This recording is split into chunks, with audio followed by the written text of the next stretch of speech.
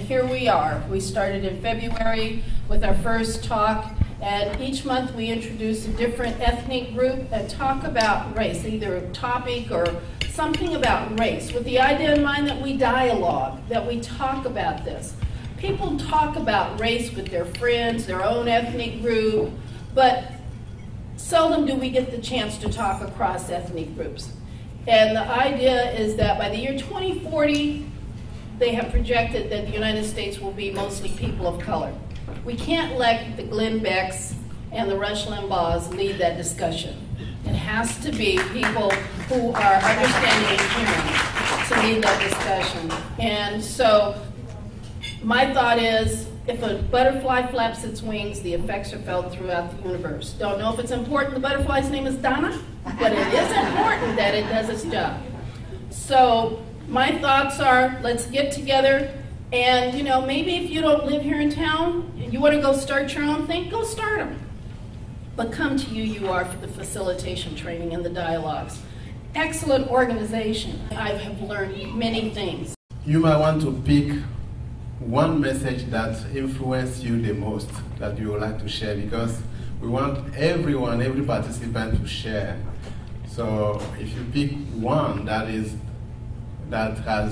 influenced you the most, that would be helpful. We have some working agreements that I'd like to try to work through really quick here, remind people of. I don't know that they're on the sheets. Yeah, you have them on the back. Okay, but if we could go through those together, just so we set the tone for what we're about to embark on. Be fully present here and willing to experience whatever happens. Learn from what happens in this room. Choose your own level of sharing.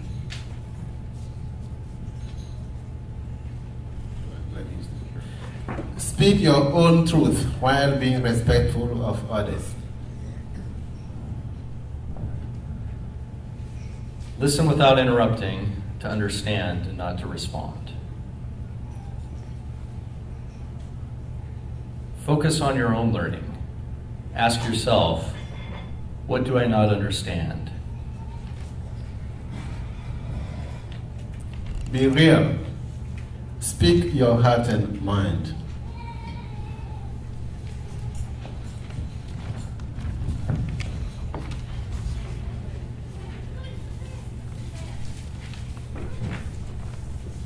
So thinking back upon my own background, I think back to the time when I was young.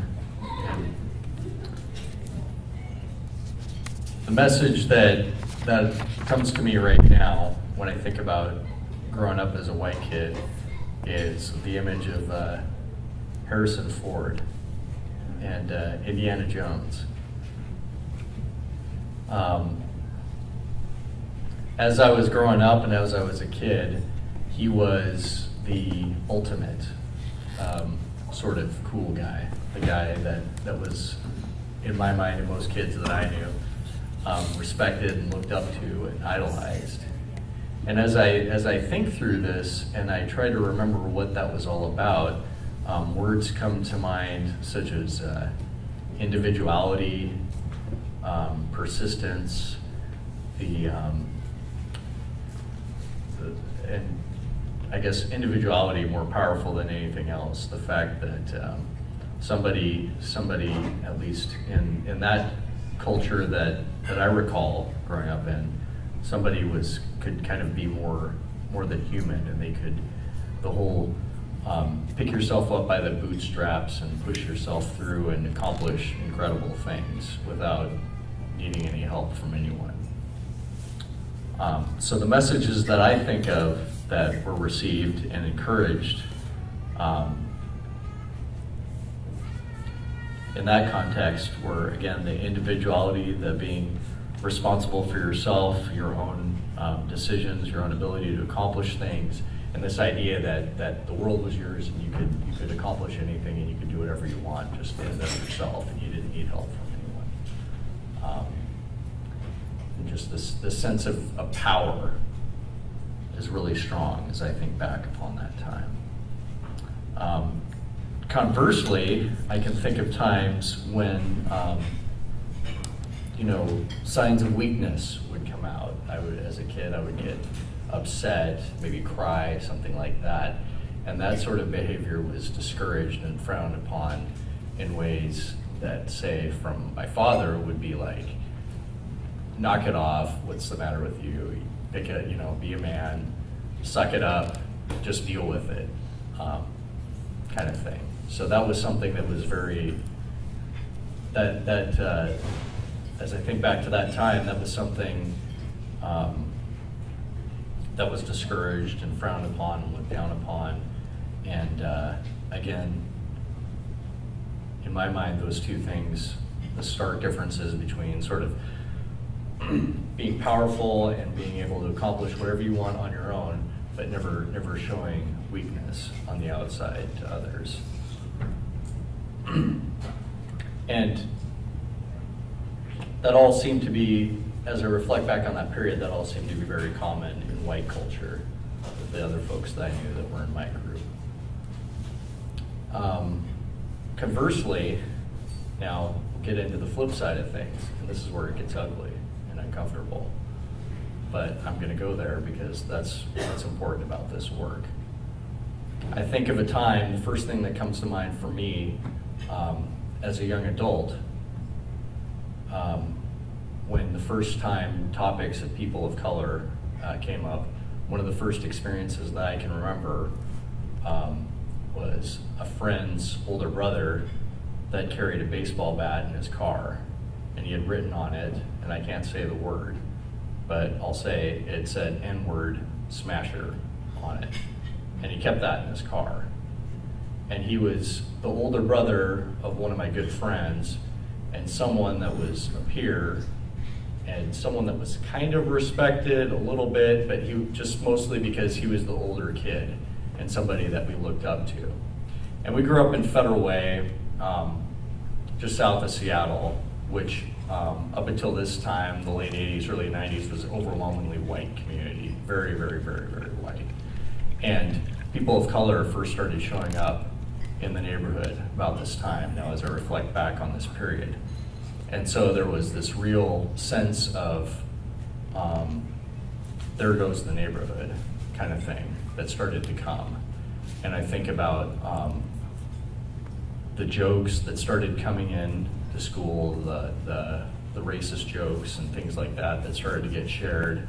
But the strongest image that came to my mind just now as I started to think back and reflect on this time period and the message was that's kind of the ultimate symbol in my mind of somebody who perceived a threat coming into the neighborhood, another white guy, a white guy's older brother, and that was his way of how he was going to presumably deal with it. Although I don't know whatever happened to him, I don't know what that was all about, if that was supposed to be some kind of sick joke or something like that, but just the same, that was a pretty strong message that was ingrained in my mind that just popped into my mind that I can remember to this day now.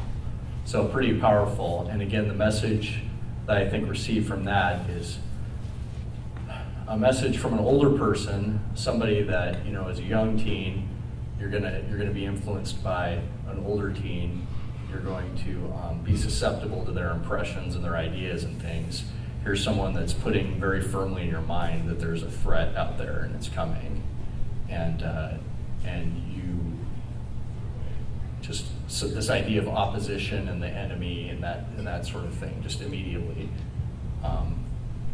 So that seed got stuck there in all of us, and that's something that you have to contend with, I think.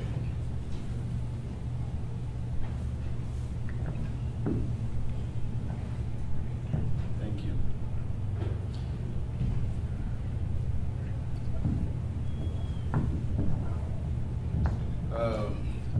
I will start with a short story. I have my mother-in-law with me, you know, and a niece. They came from Africa. One came from North Africa, Tunisia, and one from Togo. And before them, another niece came from Accra. So when we were telling our children that, hey, okay, your grandma is coming, and your cousin is coming, and another cousin is coming. My little girl asked me, "Oh, when are we going to sleep?" And I started thinking in my mind, "Oh, this girl is thinking like white people." And that's a strong message that stayed in me since I was growing up. And that's the focus of my story now.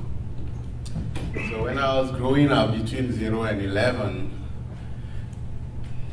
the strong message that I received from my parents,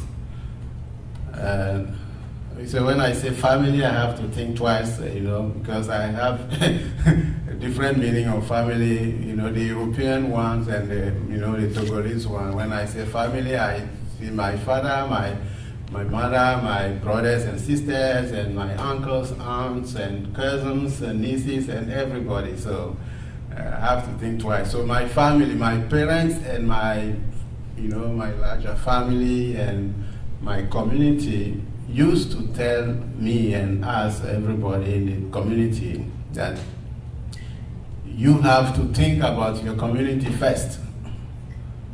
You can't define yourself without your community. Outside your community, you are nothing.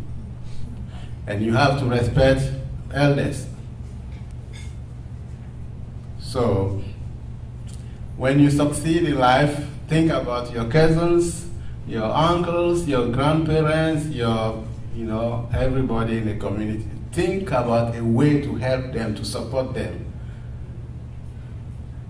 So, if you don't do that, they will say, he's acting or behaving like the white man.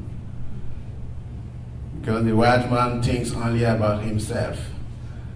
The white man doesn't have children, doesn't have a family. And they are referring to a white man who used to come to the village, a religious leader who comes to the village once or twice a year, usually at the eve of Christmas or Easter. And he will be alone, and a Catholic priest, he doesn't have a wife, he didn't have children, so he will come alone, and he will eat alone, hiding in his room, the room that the village made for him. So that's an unspoken message confirming what we receive from our parents, saying, "Oh, okay, you see that Catholic priest there, you see how he hides in his room to eat? So if you are doing, you don't take care of your family, then you want to become, like him." So, it was not very clear to me, I was young, too little to understand everything. And when I was growing up and reflecting back on those messages, I was, paying more attention to the meanings they had. I understood that not all white people, don't have wives or children, but at that time, that's what I believed. That, white people, and how do they, multiply their population?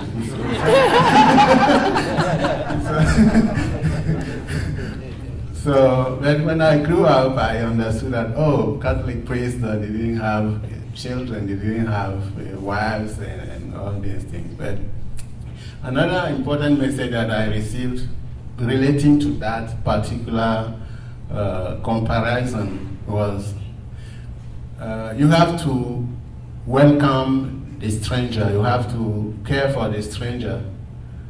And then we will see how the village was mobilizing to welcome the priest, and preparing the good food for him, and making the bedroom for him, and all these things. And when he was going back to the city, everybody wanted to give him, something: food, live chicken, and goats, and fruits, banana, plantains, and everything. So that message was there. I said, okay, you have to take care of the white man. but he will come and eat alone. Although he had assistants in the church, he will eat alone. He will be hiding in his room. He's not approachable. He was not approachable to us. We were kids, and we will be curious and waiting to see, how he behaved and all these things. So the implication for me is, as you can realize, I kept that in me until today, telling my children. I didn't say that out loud. I didn't tell my little girl that, oh, you were thinking like white people because you don't want to receive, your cousins. You are concerned about the space you want to share. But that message is still strong in me, and it affects my interactions and even my discussion with white people, especially in America. The reaction that my daughter had was exactly the reaction many white friends had when I tell them that I will receive 3 guests in my house. Oh, they will say, oh, how are you going to manage that? Do you need a space? And I say, no, these people will never want to eat in my house and come and sleep far away from us. They will prefer to stay there, even sleep in the living room, play with us, chat with us. We want to be together. We don't care where we sleep. We don't care if we don't have enough space to sleep together because they are here for a short time.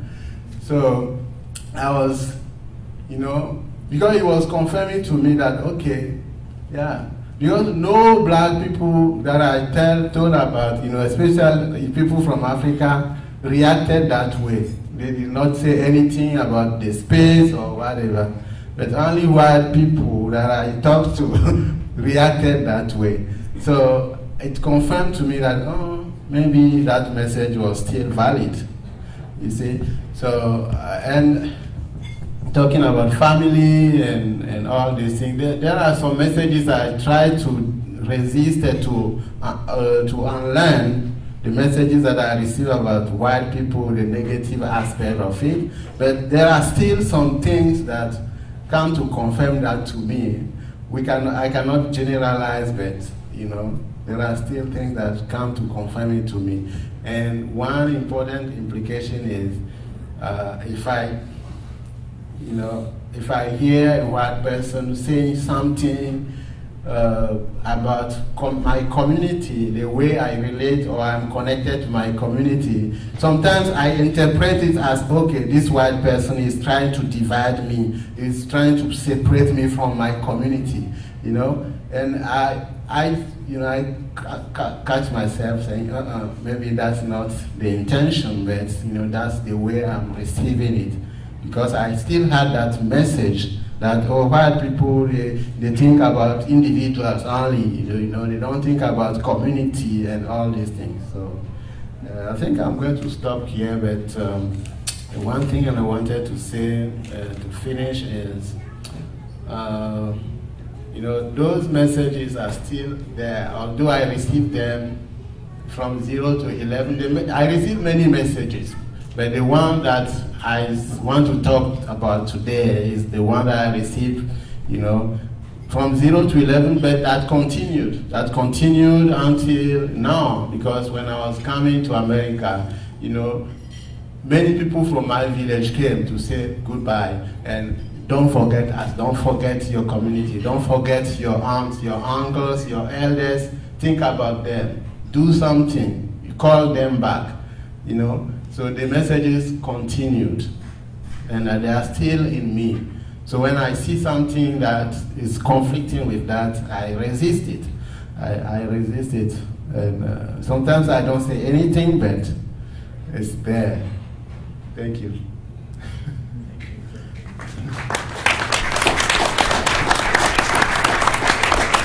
And my maternal grandmother was about your color or darker, Walter, and much darker actually. And my fraternal grandmother was part Creole and part French. And my father's family was very poor, and my mother's family had money. So his mother didn't want him to marry her because she was too dark. And her mother didn't want her to marry him because he came from the wrong part of town and was too poor. So as a consequence, having grown up in the South, these people decided, we're not going to play the race card, we're not going to play the color card. So that I grew up without this color consciousness as a black person. It's like there was no deference paid to if you were light or had straight hair or big lips or any of that. None of that grew up in my consciousness. And but I did grow up knowing that my ancestors had been slaves, that they came from Africa, and that I was to be proud of all of that. So my parents were early on doing what's called repatriation, where you take all of the negative stereotypes that have been given to you and turn them into positives. And I think that we have the power to do that. I was sharing at my table that we have the power to change the past and to change how we take a situation that has occurred and change it for the positive, for the present, and for the future. And do I need to explain that, or do you guys get that? Okay. So I think that we have the ability to do that, and to, like one of the messages, the first messages I got from my mom was, "You're a pretty little brown thing." And it never occurred to me that I wasn't, because my mama told me that. And if she told me that, it must be true. And so and she'd say, "You're a sweet, pretty little brown thing." So, so the whole message was to be good and that I was pretty. And, like I could look like, my daughter's name is Shayna Adia, and it means a beautiful gift from God. She could look like Congarilla, but to me, she's beautiful. And that's the thing that I think we need to instill in our children and in ourselves. And to every child that you see, whether you're white, brown, black, red, that this child is beautiful and that there's beauty in their soul. So it seems like we have to stop here, and I feel bad because I realize that people have many things to share, and we don't have the time, and 2 hours it's not enough to dig and remember things and share. So I hope we'll have other opportunities. Thank you everyone for your courage and your commitment to the process, and I encourage each of you to give it a try if you can, and sign up for information from about the intergroup dialogue program and try to participate if you can, because it's really the process of the relationship building and the unlearning of the racism that we all do is pretty powerful. I will attest to that. And I'll turn it over to Teresa. Thank you. Yeah, let me also say thank you, and thank you for coming. I think this is a good turnout, and come back again. I'm here every month, so if you want to hear, I have many stories, I just share a little, and I have many. Okay.